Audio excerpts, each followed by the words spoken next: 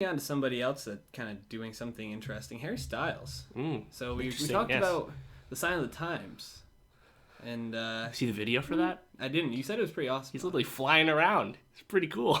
Is this like like Kanye and like Bound 2 when it's just like the green screen in the background? No, Like, see, it's not a green screen. He was on like wires and being like flown in the air, so it looks very realistic. Really cool. He's just like in a field on like the cliffs of England or something by the ocean. I don't know where it was. And he's Cake by the ocean, dude. Yeah, doing some shit. Pretty cool. Did you get a chance to listen to this album? I listened to a few of the songs. I listened to it straight through because I was like, you know what, I'm gonna see how it starts. Actually, not better than I thought. Is he the new Mick Jagger? Is he millennial David Bowie? I don't know about millennial David Bowie. I don't know about Mick Jagger. Those are high benchmarks. They called him like the new Mick Jagger as soon as he's on X Factor. Wait, because he looks kind of like exactly. I mean, it's not like he actually has the same musical stylings. Right. He does. This album does surprise me with the sound because it does go in a more. How many times am I gonna say does?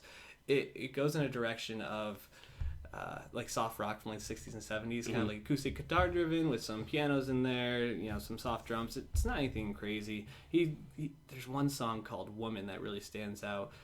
It's like super corny, and I was just like, all right, Harry, like tone it down just a little bit. But you can't blame him for trying, and especially coming from a band like One Direction to go in this direction, for lack of a better term, is actually very admirable. And yeah, I think so. It makes me feel hopeful that he actually will make like meaningful like music moving. Yeah, I think the interesting thing about me for Harry Styles, just as the person, is that he's not really like concerned with his celebrity so much. He's kind of a private guy, and like there's like the stories about how he's like he dates older women and stuff, and just keeps to himself. And now he's making a soft rock record that doesn't really fit the sound of today, Yeah. Whereas his contemporary Zayn, of course, made a very modern sounding radio friendly pop album. To his base though, he's untouchable. But of course, I think it's great that he's using that to like do whatever the F he wants. Like, he doesn't feel like he needs to keep like be like self-serving anymore. And also I think it's a great opportunity for him too, because is this not the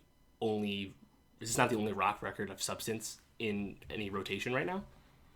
The only other rock music that's played right now is what, Imagine Dragons. Gorillaz came out last week. You count that as rock though, like real rock, yeah. Because if you go to the Billboard chart for the top rock songs, it's like pathetic how unrock it really is. Like, yeah, you still have like let's see, like Sucker for Pain from the Suicide Squad soundtrack is still in the top 10. Well, like what Sylvan Esso was like indie rock. They released an album too, but I guess it actually goes back to an interesting question: is like, do the charts matter? Right. If the best rock song out right now probably is The National or Fleet Foxes. Sorry, not Fleetwood Foxes. Last thing in those songs don't chart very well. Right, which exactly. Kind of goes up, tributes to rock in general. Or LCD Sound System, even like their two new songs probably are better than anything that's on this album. It's and they're probably I don't even think those were released to radio. But that's actually a good point. Like, because we know like Haim's coming out in July, Phoenix coming out next month. Like he put it right at a time when there's like a lull. So yeah, that's pretty smart, Harry. Good job, kid.